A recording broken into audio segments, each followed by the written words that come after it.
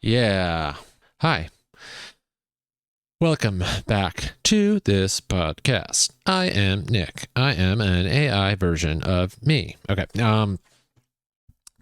One day you could do that. I bet you'll be able to have an AI version of yourself, and you could just have that do your podcast, and then you could take, 2 or 3 weeks off, and people would be like, is this him? I mean, why is he glitching? Maybe the connection's bad. I mean, he's as boring as he's ever been, so...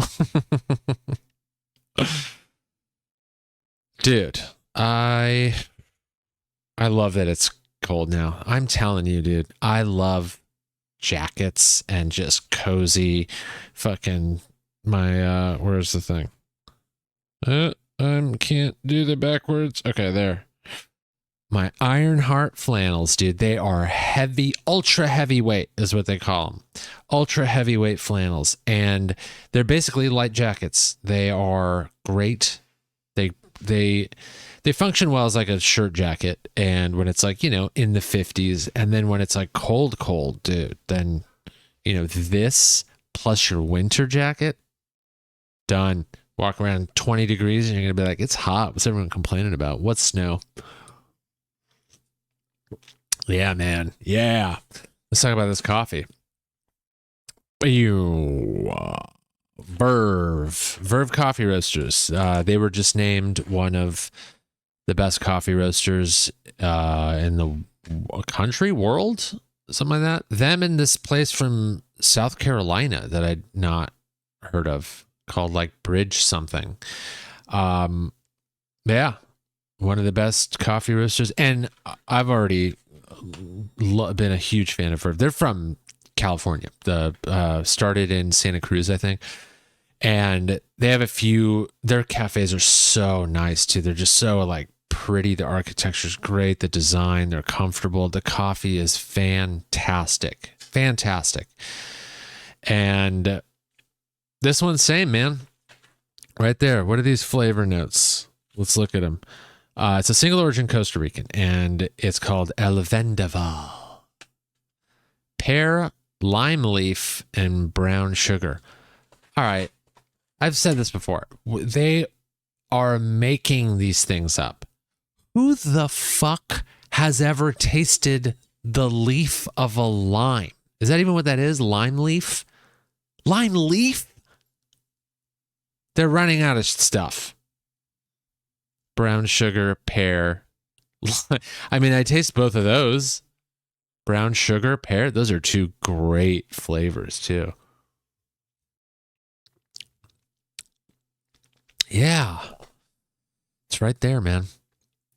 Brown sugar, pear. Light on the pear. It's not pear heavy. It's got, I don't know the percentage of lime leaf because no one's ever tasted lime leaf. It might not even exist. Do limes have leaves on the thing, or are they just on the tree? They're not like coming out of the lime and you got to pick them out, right? Liars. Lime leaf. Jesus. It's apple root. Why not that? The root of an apple tree. There's a little bit of that going on in there. Banana dirt. Yeah, it's there. I'm the guy that tastes the coffees. I say banana dirt, so you can't tell me I'm wrong. I'm the expert. I do this for a living. I taste coffee. I write the flavor notes. Everyone, it's got to go through me. Lime leaf it is. I'm surprised they didn't specify the type of pear. Bosque pear. Nope, just Bosque, not red. That was last week's coffee. Last week's single origin Colombian had red pear. And don't you dare confuse the two. It's an insult to my trade of coffee description writing. One guy does it for all the coffee shop. They have to go through him. He's the guy. And they're like, dude, are you sure it tastes like sour cherry Jolly Rancher and wet umbrella? Are you sure? Yeah, I'm sure. And I may be drunk right now, but it doesn't matter. What I say goes. Put it on the coffee bag. Get the fuck out of here. Yeah. Okay, this does taste like graham cracker and moldy house fan. Anyway, Verve is one of the best. They're one of the best coffee roasters, and anything they have, no matter what drunk flavor profiler guy is writing the descriptions, it's going to be good. It's going to be really good. And they're through Drink Trade. I got it through Drink Trade. They might just deliver through their website too. Anyway, man. I saw this thing the other day, and it's just like the title of the article was just an FU, you know? Amazon trials humanoid robots to, in quotes, free up staff. Free them up from what? A job? Yeah. Free up. Give me a break. They even made them with like legs. They're not just robots that are like, bzzz, you know, they're like, you know, scooting around. They gave them legs just as like a, hey, here's what's coming. It's over for you guys. It's over. We even trained this thing to drink coffee on break. Yeah, we gave it a fake break just so it can like have a donut and not even digest it or know what it tastes like. We might even program it to just be able to eat the donut and go, tasty, and then go back to work. We might even have it complain. We have to take 1 minute breaks and then complain about how hot the warehouse is. And then it'll go, it's hot in here. Oh, wait, it doesn't matter. And then it goes back to work. Just so we know that you know that we know you're on your way out. The test robot is called Digit. It has arms and legs. It can move, grasp, and handle items in a similar fashion to human. A union said Amazon had been treating their workers like robots for years. Well, yeah. And now look what happens. They're just going to replace you with the robots. Sucks. Amazon said its robotic systems had in fact helped create hundreds of thousands of new jobs within its operations.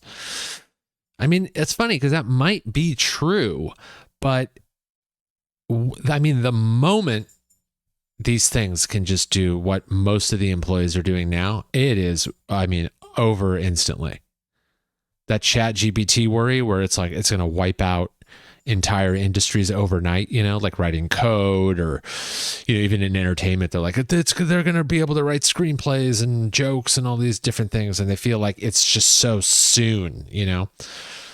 That'll be like, once they go, all right, the robots are ready, they're gonna mass produce them like before you know it, and you're gonna be like, what do I do for work now? It'll be like the auto industry all over again, where you're gonna have these towns that were just Amazon warehouse towns, and they're just gonna be gone. You wonder if like there's not neighborhoods, but like towns and cities that are like latching on to the warehouses, like this is a one industry town now. We do shipping stuff for Amazon and UPS and all that. And I mean, when you look at like those former like big auto towns and like, you know, coal mining and all that stuff, they were these one industry places. And the second that industry moves or just is obsolete, those places are like ghost towns. They're warnings for the future. And like, but I guess what can you do? You know, the warehouse moves in, or the warehouses or whatever, move into your town. You're like, everyone needs work. So they start working there and they're like, yeah, things are good. And then they come in and go, hey, Gary the robot is now your boss. Get back to work, eat donut. I mean, it sucks, man. Like, but the title of that article was just such a, I mean, to free up staff. Wink. Free up. Amazon trials robots to homelessify staff. It sucks, man. This has allowed it to deal with steps and stairs in place of our facility where we needed to move up and down. Yeah, now they can move between floors. They're not just Roombas with arms anymore, guys. Gary's got a body, and he's coming for your boxes. Amazon's ramped up its use of robots in recent years. Yeah, soon the jobs will just be you are, oiling up the robot's joints so it can be like, and like move the boxes. And then they'll have a robot that will do that. But then who will oil up the robot that oils up the robot is what you're asking. Another robot. God damn it. Another robot. And then who's going to be the one making the robots will be making the robots. Once you just keep going, once you just go, and then that can be replaced. And then what are we going to do? Once robots can just do all the stuff, then what? Man, it all just go in my mind, no matter what, it all goes back to, it's because I grew up in the 90s. It all goes back to the Terminator and the Matrix. That's the end of civilization, is some combination of the computers and the robots have deemed us obsolete. Like, we can do it all now. We don't need you.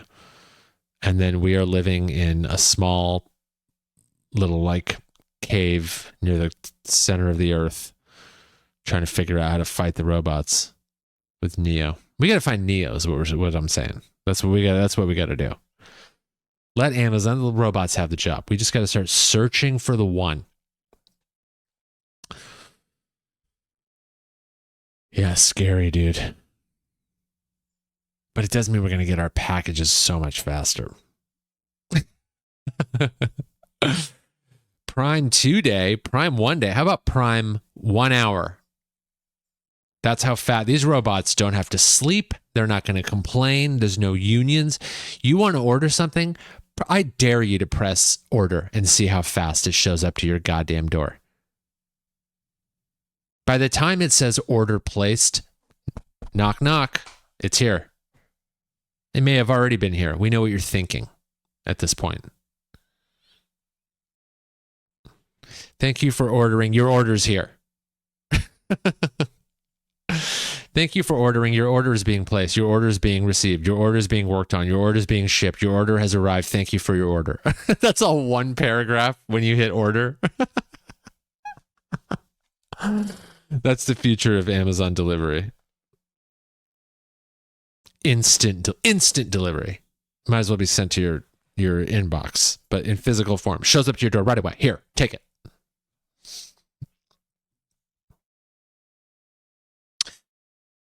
Oh, man. That is such a bummer, dude. The robots are fucking... they're not even coming. They're here, dude. They are here for our stuff. It's going to be robot comedian, robot podcasters that get all the facts right about various conflicts going on around the world. Then there'll be then that's when you'll want just idiots that don't know anything. There'll be more of a demand for that. You're like, oh, I'm tired of these AI robot podcasts that just have all the answers. Boring. Oh, man. All right, let's look through this. I haven't done this in a while. This is a book called Simple Observations. And it's meant to, it just gives you a prompt and you're supposed to just, write down what you think. But I like just breaking it open and then just answering a question on, or just talking about whatever on the podcast. So, here's one. Who would you visit if you could time travel? That's one of those. That's why I like this thing, because it's these are the questions that you and your friends ask each other, when you're younger or when you're a little older and you're high, and you're just like, dude, who would you talk to? They're questions that you don't think about, anymore, because they're dumb. You have more important things to do and stuff. But you forget what your answers were. I haven't talked to a friend about who would you visit if you could time travel. And the classic response, because everyone wants to be I care, is they'd go back and visit Hitler and kill him or something like that. It's always something like that. The logistics of that would be impossible. Unless your time travel device, you could like decide where it went. You could be like, it's going to place me right in his office or wherever in his house. You'd have to know where that was somehow. Would you tell your time machine like, okay, go here? No. So I guess someone like if you try to make it as realistic as possible, it'd be like someone that you could go visit and find, so like you have to visit like Ben Franklin or someone that was just like hanging out in a cafe or some shit. But I don't even know if that would be doable. Like who's someone that's just like easily you could just get to, you're like, I'm going to go back and visit early Bob Dylan or some shit like that. Right. You're just like hanging out in a cafe in Greenwich and you just show up like in the modern day and you're like, hey man, you're going to make time out of mind in like 30 years and it's going to be fucking awesome. And you just walk away and he's like, huh? Time out of mind? What the fuck is this guy talking about? Or could you imagine like going up to somebody, like visiting somebody in the future or in the past, sorry, with something they've done in the future and then you show it to them? What kind of a mind fuck would that be, dude? You just like visit early Al Pacino, in like the 70s and you just show him Heat.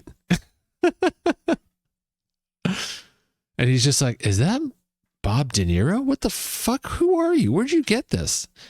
And you show it to him on like an iPad too. So it's like clearly a futuristic device. And he's just like, I don't know what's happening right now.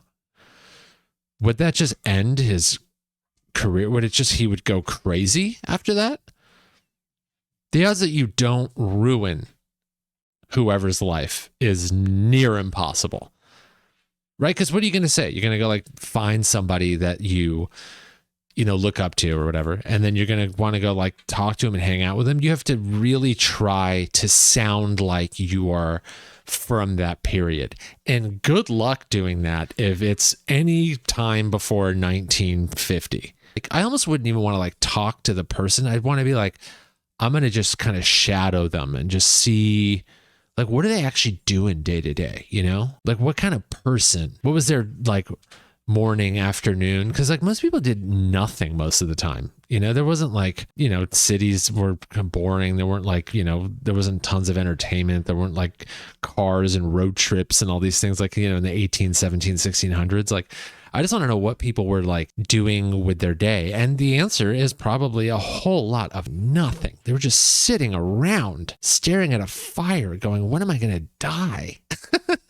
No newspapers to like read every day. There were like papers and then you go, all right, here's the news for like a month. Oh, a lot of people say, Jesus, like I want to go back and visit him. I guess that would be a good person to be like, what were they doing day to day? Probably. And then what do they actually look like? That'd be another one. Especially people where, there were no photos. It was just maybe some paintings or like an etching. You're like, what did that person look like? What do they sound like? What do they actually say or think? That could be an interesting one because he was just like a degenerate dickhead loser, like he said a few things. He gave a couple of good speeches and then he was just like a prick. Probably he was a person and he lived way back then. There really isn't a good answer for that. What are you going to visit them for? It's not going to be some heroic thing. You're going to alter the course of history forever. Not interested. Not even close. Then you're going to come back and be like, you're essentially visiting two places that you're, not ready for the consequences of, right?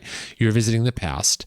And then the moment you do that, you are going back to the present, which is gonna be different. So you've essentially ruined everything. You might as well not go. Yeah, it's a question when you ask someone who's like, when you ask a young person that question, they're not thinking about the consequences after, right? They're just going like, and then you go back to, and then you get to like punch Stalin in the head, right? But then you're like, what's the present day going to be like? You could severely alter the course of history, but young people aren't thinking about the future. There's no such thing. It's just the present moment, man. We're never going to get old or die. But like now you'd go like, look, I've worked a long time to get to where I am. Do I want to go back and just start messing with stuff? And then I go back to the present and like stand-up's been illegal for 40 years. Nick, what did you do? I had a drink with Lenny Bruce. And then what? I mean, we got into a car and then he like died a lot earlier and then the whole free speech thing never happened. And then it was, could you imagine? You just ruin your own industry forever. That's the boring older person answer is I'm good. visit? Who do you want to go visit? I'm good right here. I'm fine. Honestly, if I could go back to like, I'll just visit me a few weeks ago and help myself with this crossword puzzle. Or work on, I should have put less salt in this recipe and thrown in some onions. So I'm going to go back in time to me making this scramble for breakfast and make it 10% better. Yeah, man. That's the older pragmatic approach to that fucking question. Just leave me alone. I'm fine. Things are the way they are. What are you going to do? Will only make it worse. Even the smartest person in the world, right? That would probably be their answer. They'd be like, honestly, it'd be a bad idea to go. That I wonder, you know what that reminds me of? I saw this, and I didn't read this article, but the headline was, a Stanford scientist spent decades studying free will. His conclusion, it doesn't exist. Which is, it's a bummer for him to have found that out, right? He spent decades studying whether he had any choice to spend decades studying this. And then he realized, I guess I didn't. I guess I had to do this. So it's like, is that more of a bummer? Like he spent decades studying whether or not he was going to do this anyway and whether it mattered, I suppose. And then he finds out there's no free will. He was going to do this. So it can't feel great. It'll only feel great, I guess, if you're like, it does exist. And then you're like, that it was really extra worth it for me to devote my time to finding this out. And then you're like, all right, it doesn't exist. Well, I was going to do this anyway. Now what? Doesn't matter. You spent most of your life figuring out that it doesn't matter what you do because you're going to do it anyway, I suppose. I'm sure it's more complicated than that. I didn't read it and I may not because I have free will and I choose not to. Or will I? And then I'll have known I was going to do it the whole time. And what will have changed my mind? Who knows? Yeah, what would that guy say? Yes, that Stanford scientist. Would you go back in time? And who would you visit? He might visit himself and be like, dude, don't start this study. It's pointless. Yeah, I can't think about the free will thing for too long because then you almost are like, well, why fight against or do if you're just going to end up doing what you end up doing? And then you go like, all right, well, every time you think that, you're like, well, then I'll just like be as on autopilot as possible. But it doesn't work that way. You day to day, you forget about that and you just find yourself doing the things you want to do or want to try. And then, all right, maybe I'll read the article. Fuck. I'll read it and then I'll talk about it more next week. I take it back. Now I'm interested. God damn it. There is no free will. All right. I'll be back with my findings of this article next week. Like, subscribe, Bye. comment, don't be a dick.